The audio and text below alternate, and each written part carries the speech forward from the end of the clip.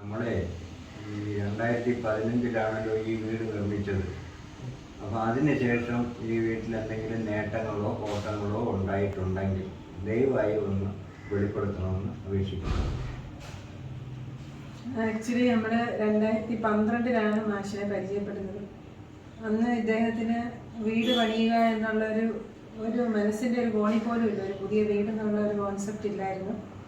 എന്തായാലും ഈ വാസ്തുവിലുള്ള താല്പര്യം കൊണ്ട് 2013 വീട് പണിയാമെന്ന് തീരുമാനിച്ചു.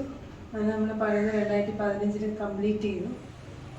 ആ വീട് പണിത് കംപ്ലീറ്റ് ചെയ്യുന്നതിൻ്റെ തലേ ദിവസമാണ് ആക്ച്വലി എനിക്ക് PSCയുടെ ലിസ്റ്റ് വരുന്നത്, ഹയർ സെക്കൻഡറിയുടെ ലിസ്റ്റ് വരുന്നത്. എന്തായാലും ഷുവറാണ്, 15ാം റാങ്കായിരുന്നു, കിട്ടുമെന്ന് ഉറപ്പായിരുന്നു. അതിനുശേഷം ഞങ്ങളുടെ വീട്ടിൽ താമസിച്ചതിന് ശേഷം ഇതിനു മുമ്പ് ഈ സ്ഥലം 4 സെൻറ്റിലാണ് ഈ വീട് ഇരിക്കുന്നത്.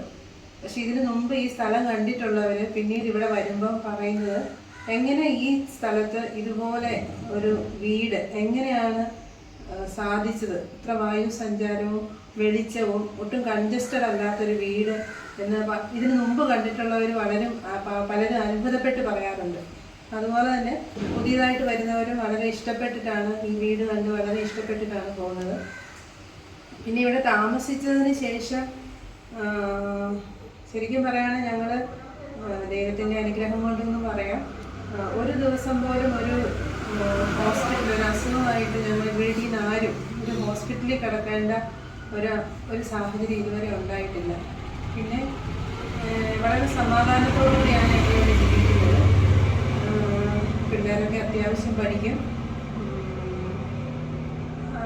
ആ രീതിയിൽ വളരെ ഹാപ്പി ആയിട്ടാണ് പോകുന്നത്. പിന്നെ ഞങ്ങളുടെ ജോലി സംബന്ധമായി ട്രാൻസ്ഫർ ആയിട്ട് വളരെ ബുദ്ധിമുട്ടുകളൊക്കെ അങ്ങനെ ബുദ്ധിമുട്ടുകൾ ഉണ്ടായിട്ടുണ്ടെങ്കിലും വലിയ ബുദ്ധിമുട്ടൊന്നും പറയാൻ പറ്റത്തില്ല. എത്രയും പെട്ടെന്ന് തിരിച്ച് കൺവീനിയൻ്റ് ആയിട്ടുള്ള സ്ഥലത്തേക്ക്, അങ്ങനെ ട്രാൻസ്ഫറുമായി ബന്ധപ്പെട്ട് വലിയ അലച്ചിലുകളൊന്നും ഞങ്ങൾക്ക് നേരിടേണ്ടി വന്നിട്ടില്ല.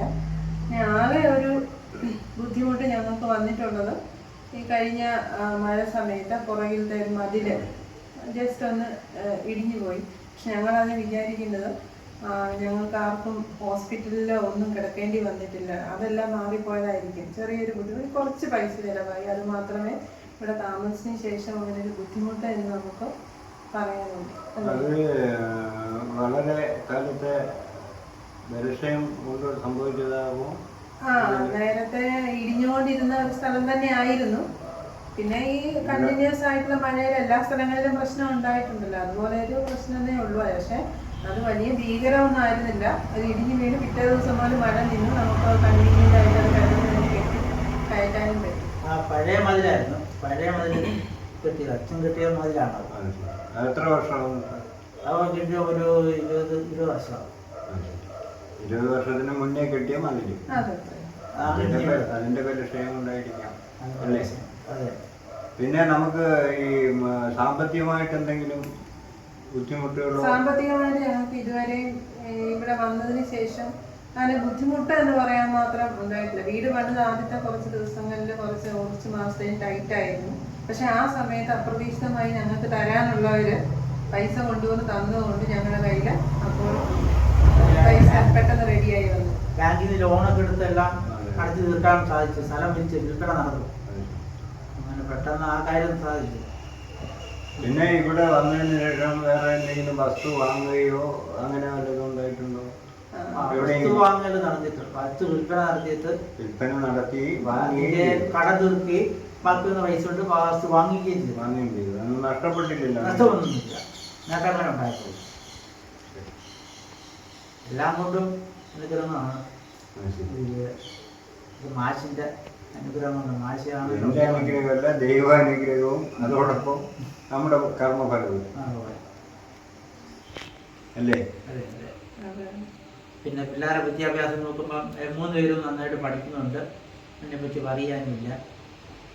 നല്ല രീതിയിൽ കുഞ്ഞുങ്ങൾ വളരുന്നു.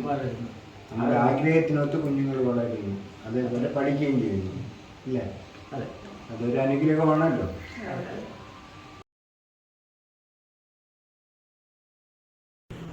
അതുപോലെ തന്നെ മാഷിനെയും കൊണ്ട് ഞാൻ എൻ്റെ സുഹൃത്തുക്കളുടെ അടുത്തോട്ട് കൊണ്ടുപോയിട്ടുണ്ട്. അവർക്കും മാഷിൻ്റെ ഉപദേശങ്ങളും കിട്ടി. അവർക്ക് നല്ല ജീവിതവും അനുഗ്രഹങ്ങളും കിട്ടിയിട്ടുണ്ട്. അവരുടെ ആരോഗ്യ പ്രശ്നങ്ങളെല്ലാം മാറ്റിയെടുത്തതും മാഷിൻ്റെ ഉപദേശങ്ങൾ വരെയാണ്. ഒരു 10-15 പേരുടെ അടുത്ത് കൊണ്ടുപോയിട്ടുണ്ട്. അവരും നല്ല സുഖമായിട്ടാണ്